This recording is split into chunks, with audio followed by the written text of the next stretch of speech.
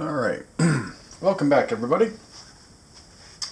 So we'll be using vine charcoal in this particular drawing.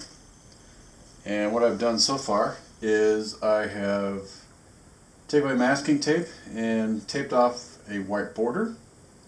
I've attached it to this newsprint paper. And then I took one of the vine charcoal pieces and I laid that in, overlapped my back and forth strokes, and then I blended it in with my hand, got everything covered, and then I followed up with a paper towel to buff it into the surface so it gives me this light gray ground. Over here I have my still life, so we're going to be focusing on a metal object and the reflective surface that it produces, and then having an egg, and the egg will be the reflected object on the metal surface. You notice the contour of the round shiny metal object creates the distortion of the egg, and the egg has more of a, I don't know, a different actually shape. Because this is round, it distorts it. I also have it lit off to the side with a really strong light source to give you some strong cast shadows, as well as creating the tones in here. And you notice the tones on the metal object more so are higher contrast, and then on the egg they're more softer contrast. So we have kind of a combination of those two. Your objects will be placed on a white surface, so I just have white newsprint paper laid down. You will indicate some sort of the back edge of the table surface to give you that, pseudo horizon line, give you a sense of depth of space. Cast shadows going back, so the shadows will ground the objects to this flat surface, and that's essentially your setup. So make sure that your metal object is shiny. Make sure that it's not like brushed metal or dirty metal. Make sure that it's nice and shiny. So it could be like stainless steel pots, a thermos that's metal. Here I have a coffee creamer. So anything else that has that kind of that shiny nature. Alright, so with the vine charcoal, we're going to go ahead and start off with the shape layer, where essentially the information gets sketched in, and that includes shapes such as the objects themselves, the shadow shapes, the cast shadow shapes, and highlights. Okay, so starting off, you guys are going to be using your viewfinder to find your composition. I've decided to do a landscape, and the reason that I'm doing a landscape is because of where my light is at. It creates some really dramatic, long stretched cast shadows. So, and then on top of that, my objects are kind of low. They're not very tall, like a wine bottle. So the landscape makes more sense. So from about this distance, when I bring it towards my face, I zoom out, and I see both objects as well as their entirety of their cast shadows. Alright, so that's finding the composition. So now, based on that, I'm going to come in with my vine charcoal in a sketch manner, land the objects. What's great about this charcoal is if I don't like what I have, I can wipe it right out, which is kind of cool. It all sticks to your hands, but comes right off. So if I'm going to try that again, so we're looking at the typical ellipse that the opening of that creamer offers, and then typical cylinder, and then the handle,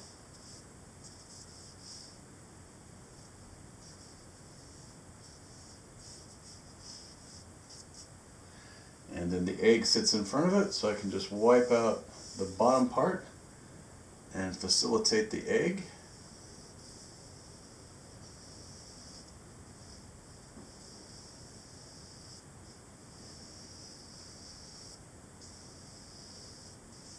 just like that. And then I have the cast shadow shape that's going away from the creamer. And I'm looking to see where that cast shadow hits on these different pieces of it. And it hits, let's see, about here is the horizon line, or the tabletop edge. And when that cast shadow comes back, it slightly goes up. I think this is actually going to go off. Okay, and then I have the cast shadow from the egg, and right about here is where this comes out, and then about here is where that comes out. Alright, so I have the objects themselves and their cast shadows. Now I'm going to go in and diagnose the shadow shapes on the objects. So here on the egg I have this core shadow, and then I have a darker shadow here, and then here I have kind of a reflected surface here, and then I have highlight here, and I actually have a second highlight from, I have another bank of lights over here. Alright, now on the creamer itself, I'm going to go inside. I have a highlight here. I have a series of lines of value here. I have another highlight there. I have the reflection of the handle right here. And then right about here I have the reflection of the egg.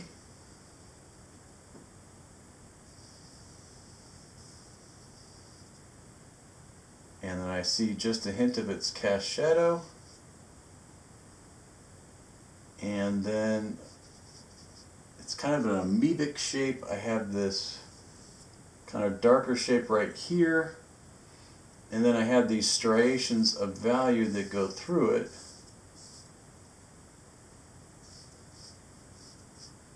Just like that. Okay. Now you notice that when I'm drawing, I'm trying to keep my drawing hands from smudging into the surface. I have a certain amount where these areas are touching. If you want, you can maybe consider having your pinky as a resting, and that you're just using that to work off of. But you'll figure it out. Probably the majority of you will be conducting this on a table surface or flat surface, and not at an easel, but I'm not quite sure what kind of setup you have.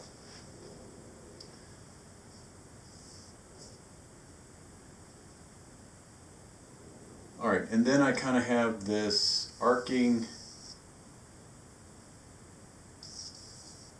so this is shadow over here, and let's see, that comes down here, and it's in shadow over here. So what I wanted to point out is, you notice that the value of the table is a lot lighter than the value of the wall. I mean, it's not much, but it's enough that it will help show the background just being slightly darker than the surface that my objects are sitting on, to help kind of show that sense of, I mean, it's shallow, but that sense of depth of space. And then the reinforcement of that horizon line where this table edge meets the wall.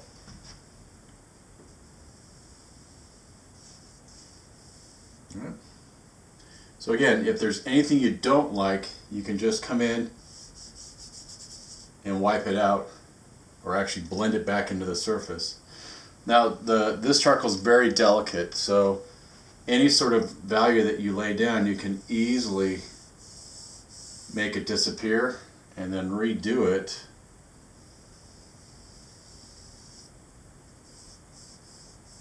So I really want to stress that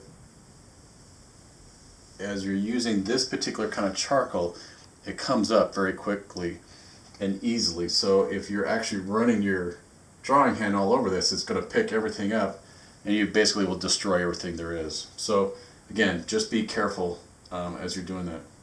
Alright, so at this juncture, I'm just going to kind of take a step back, and I'm going to assess my particular areas. I'm going to bring you up closer so you can see what I've done. So here's the sketch, and then I've laid out all the basic shapes, the shape of the object, the shape of the cast shadows, as well as then the shapes broken up in the interior of each object. And this is my drawing point of view, and you can see my light source. Okay.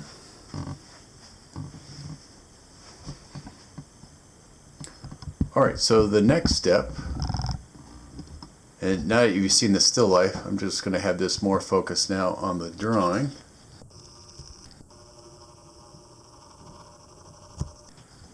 There we go. Alright, so the next step would be is tones. So assigning my tones, so I'm going to start with my darkest areas. I'm going to work from dark to light. And you know, if you prefer to go the other way, if you want to work light to dark, that's fine. So the first thing I want to look at is my darkest darks, and searching for those, I'm going to start inputting them with my vine charcoal and where they're occurring.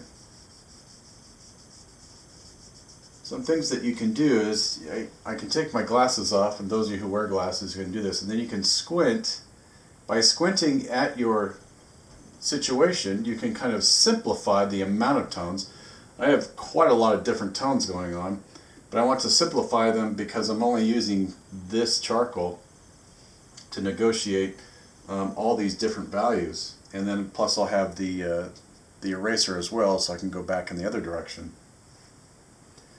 So if that's helpful in squinting, you can use that tactic to figure out those tones and simplify them or reduce them down to only so many versus, say you have, I don't know, 10, 15, and this will reduce them down to maybe 5 or 6. So I'm doing my darkest tones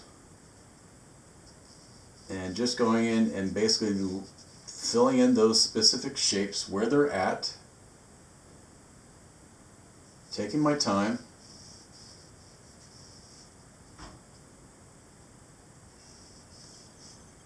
seeing where they're at,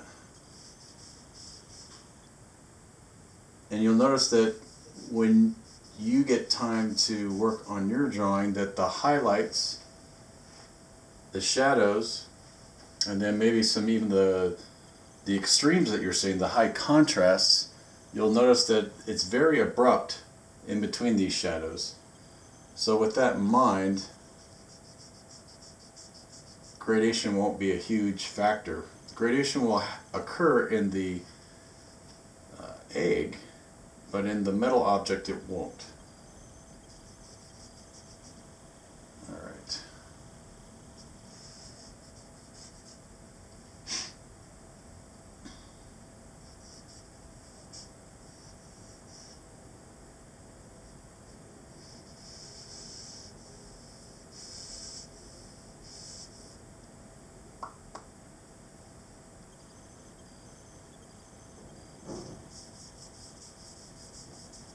You're now doing more like a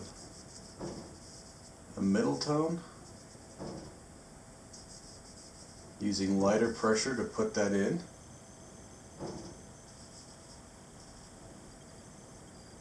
And where those are particularly happening.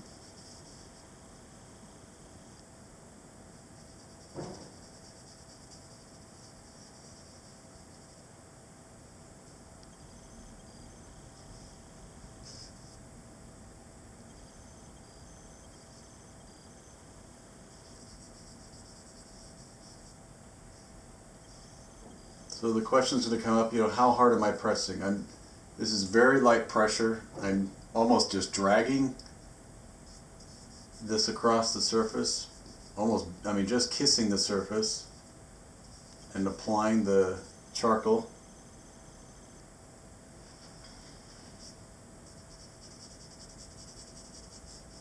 And I'm going to go into the cast shadow and looking at the degrees of the value. So I notice the value on the wall is a lot darker than what's on the table surface.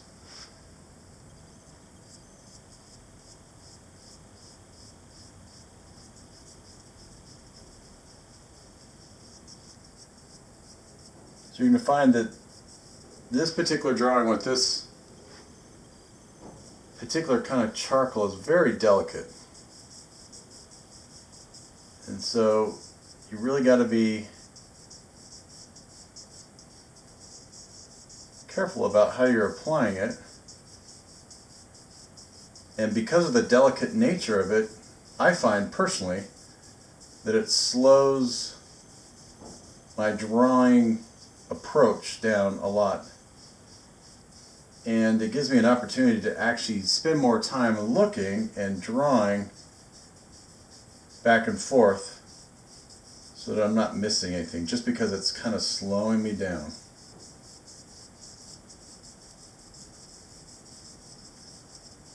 Okay, so that's that cast shadow. Alright, so how do I blend that shadow? So if I come in with my finger,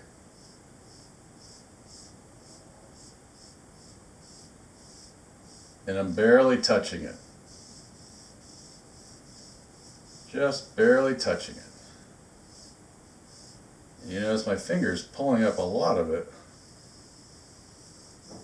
So this is something, again, when you're blending, it's a very delicate touch when you're doing it because of its lifting. Okay, but it's just enough to make that change. Now I can come back to that, so I'm not worried about it now. But just wanted to indicate that, and I'm going to indicate this. Just barely touching it. Just like that. Alright, I got a kind of a two-tone. So the one out here is just a little bit lighter. So I'm just going to kind of glance this in. And then I have the puddle underneath, which is pretty dark, so I'll leave that. And I'm going to kind of work in the heavier, darker one.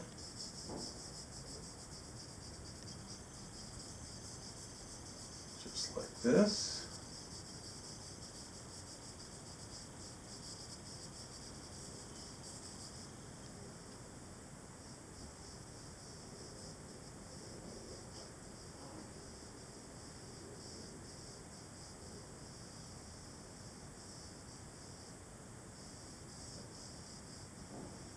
Okay, there's those shadows.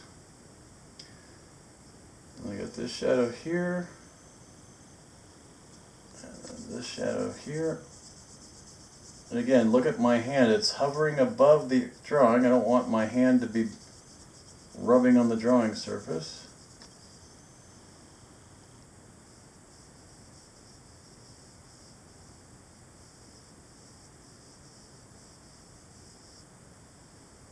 Okay. All right. So let's take a break from value. And let's do some reductive action. So the reductive action is going to pull or subtract out information. So here I'm going to use a fair amount of pressure, pull out the highlights, just like that.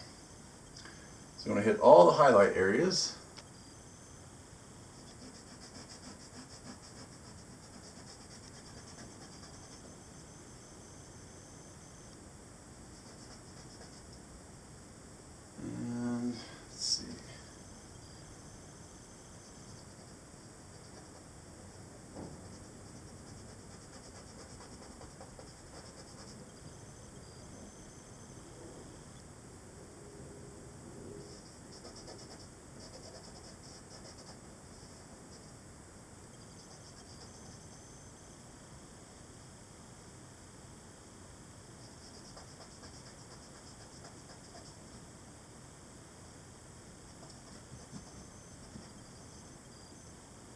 So hopefully this isn't like watching paint dry for you.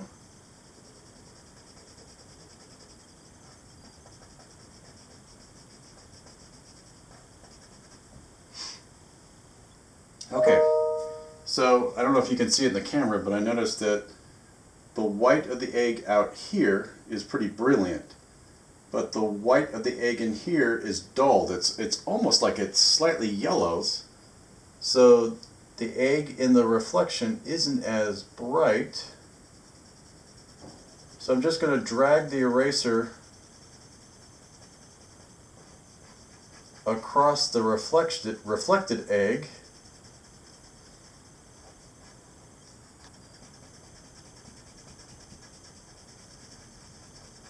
To make it more apparent.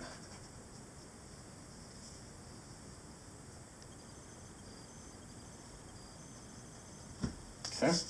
Then I'm going to come into the egg itself, the real one, and then make that a lot brighter. But I don't want to make it as bright as my highlight.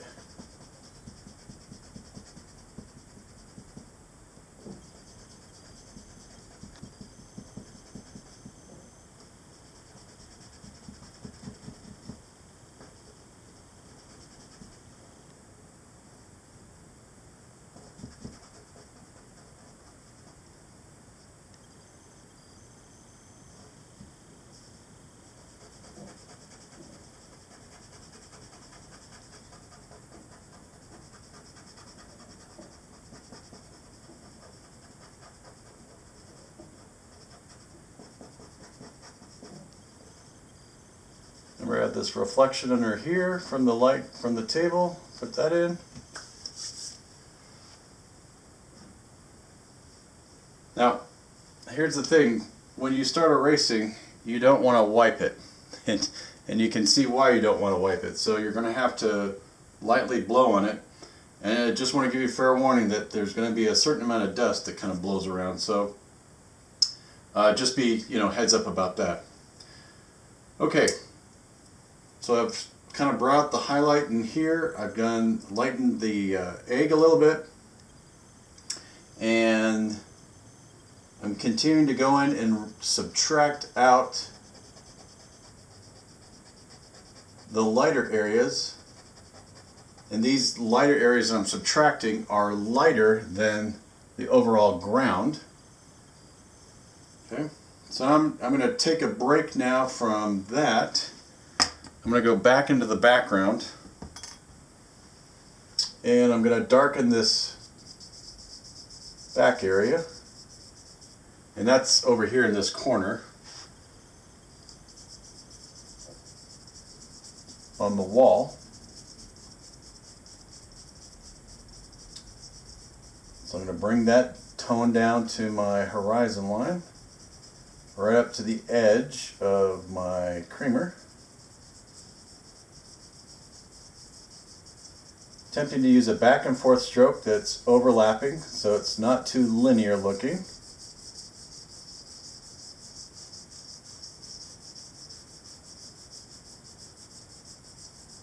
So you notice I'm kind of going back and forth over my mark making.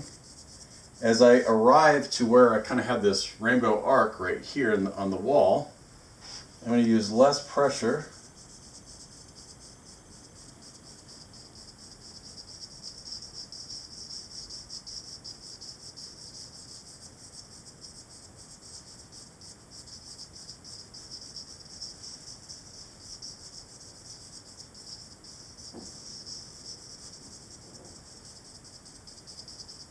And I'm just kind of modeling that surface, sculpting it.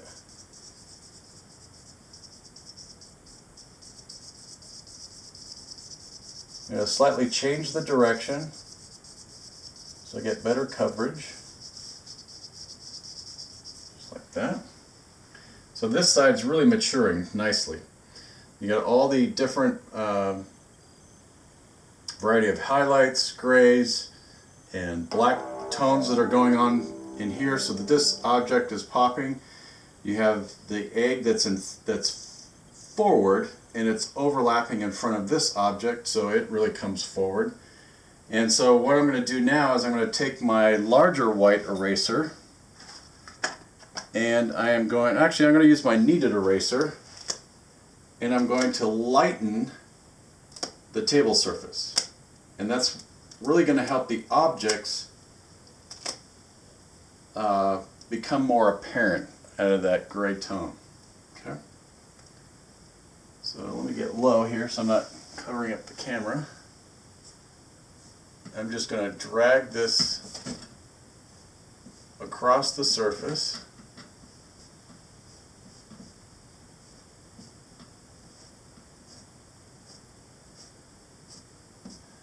And it starts to get pretty dirty, so then I kind of pull it apart to clean it. And then just continue dragging.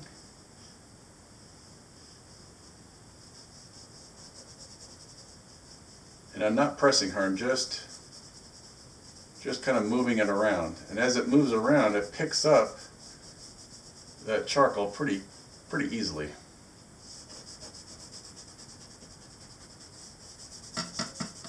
This will also make the cast shadows more apparent.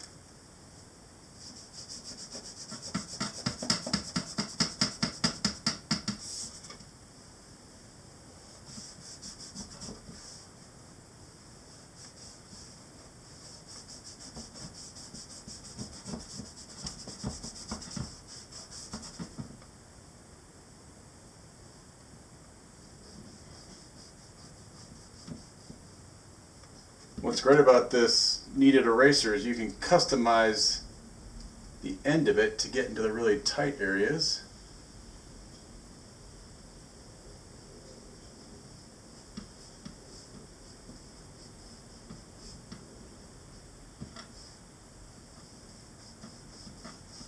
So I'm essentially just drawing in these light areas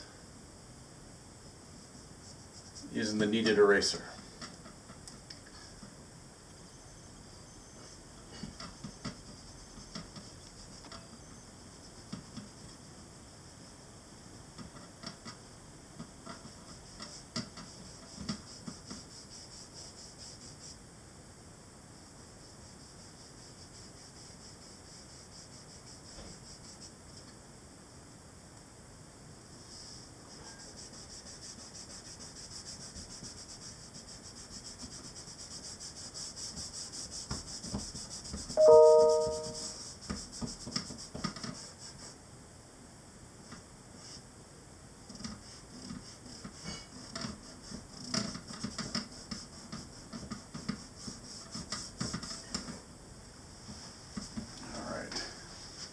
So just by doing that, my objects become more apparent and my cast shadows become more apparent.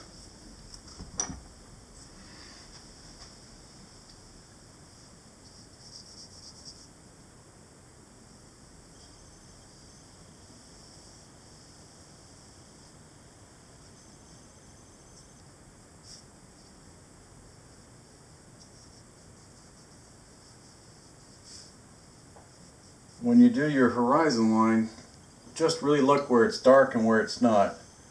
A lot of you were putting in really just one big strong line, and in some areas it really doesn't look like when I saw your reference photo that it needed that strength. So just be careful that you're not doing that. So you can use that varied line effect.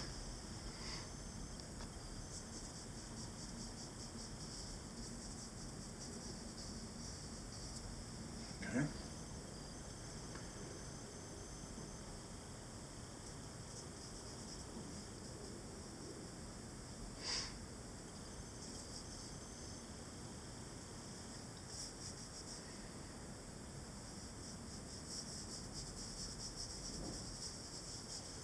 I'm just kind of taking my fingers and trying to get rid of where my hand was resting, prints. Just make it a little bit more, just like that. That's really pissing me off. There we go. Okay, so that's the tonal layer. Now we're going to deal with the edges. Okay, for the edges, it'll be a combination of erasing and material to make those edges apparent. So first thing is we're going to start with the egg. As we're assessing, we're looking at the egg's brilliance here versus the brilliance of the tabletop, and it looks like that the egg is a lot more whiter or brilliant. So what I can do is, using my white eraser, I can hit those areas along that edge using a fair amount of pressure and going right up to the edge of the egg.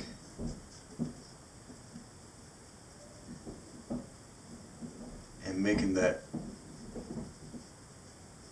more stronger. As I'm doing this, I'm also trying to make the egg's roundness more true. I'm going to go around the highlight and then really high pressure hit the highlight area.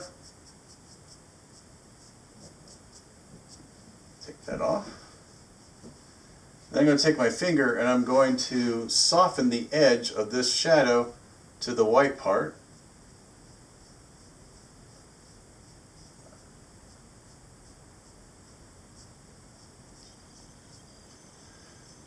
Just like that.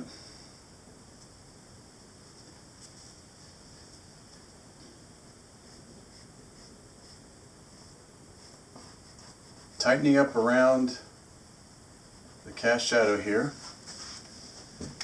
And getting back up and looking, and it's really sharp edged along here as well as here, but it's right about here where it gets really soft. So I'm going to run these edges back on both sides.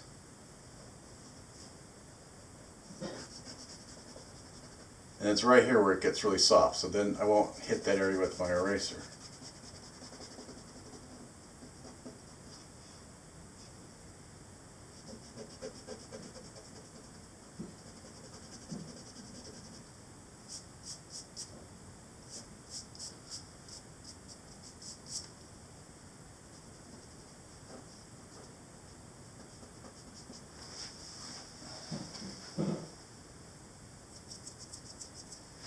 Okay, I'm going to come back here looking at this cast shadow's back edge. It's very sharp to about here, and then it starts to soften. So come up to the point where it starts to soften and then go back towards the object. So just running that edge and then up to the horizon line. Just like that. Come between the object and its handle. Deal with those areas.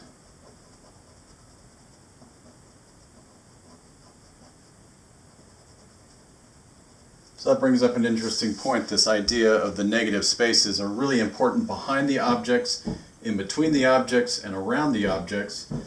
And this tone versus the tones that are going inside, the shadow over here versus the tones inside the object, that helps the object come forward, but there's enough information in here that it's different than that background, whether it's here or here, as well as the egg and the ground here as well.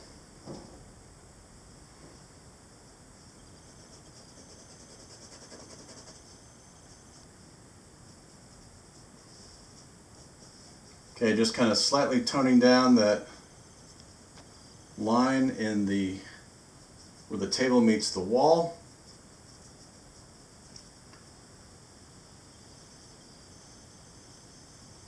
Okay. All right.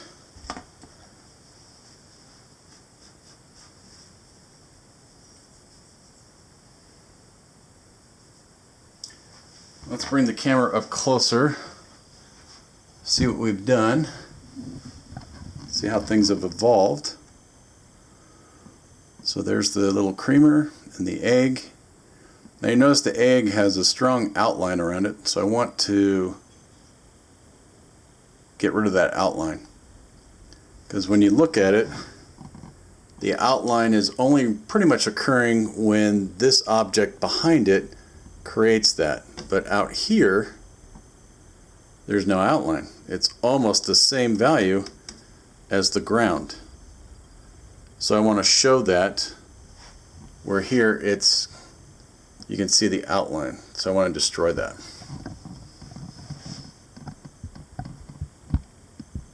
Okay, so let's do that. So I'm going to use my click eraser, and I am going to lightly go over the outline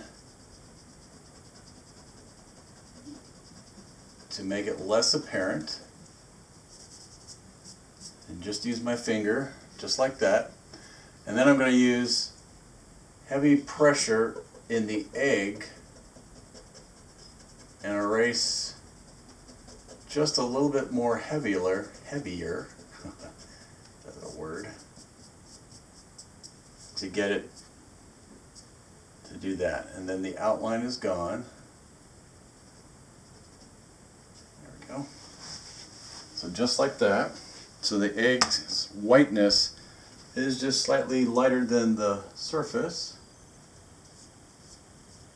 Fix the cast shadow right here.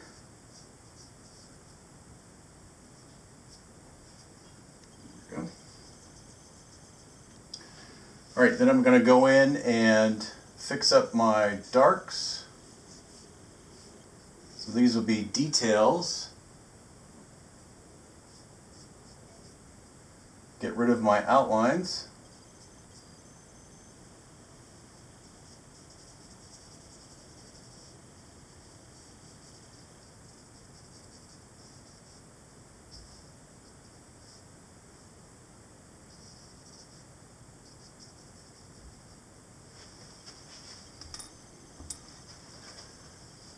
I lost a highlight in here.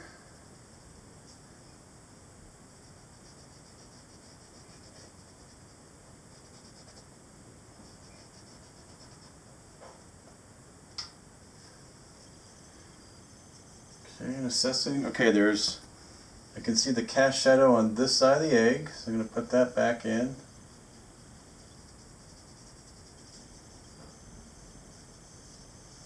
There we go. So I have the reflection of the egg.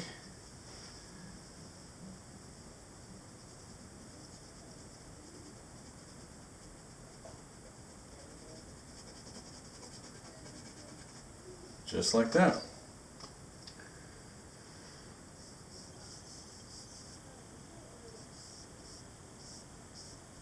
All right. Now at this point,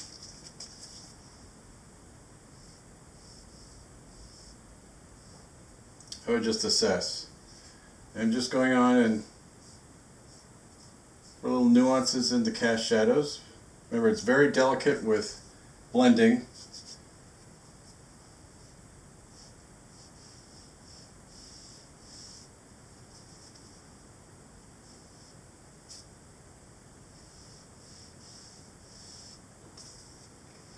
And I completely destroyed that. So I can go back in, lay it back in,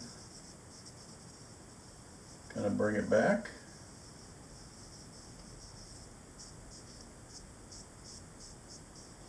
There we go. Alright, so because this drawing is so delicate, this is when I would want to take it outside and spray it. By spraying it, it will encapsulate the charcoal on this paper, and then nothing will move, nothing will smudge. So with this particular charcoal, the fixative spray is very important to use to basically freeze this drawing where it's at. Otherwise, if I were to take this off and stack it in another stack of drawings, it's all going to get smeared off or transferred to the bottom of another drawing. So that's when you would want to definitely spray it. So I'm pretty much at that ending point. So all I used was the eraser and the vine charcoal. I did not use the charcoal pencils. I did not use the new pastel charcoal. Just using those two materials And in terms of the blending, I just used my finger. You could use the blending stump if you want, give that a shot. I did not use paper towel because I know paper towel lifts a certain amount of information too much where my fingers don't. Okay, so this is basically the end of the drawing. So I've dealt with the shapes, the tones, the edges, and then I finished up with my details and making sure that there is no strong outlines throughout or descriptive contour lines. Okay, so thanks for watching. That's the Vine charcoal tonal drawing for this Art 101 class. Okay guys, thanks for watching.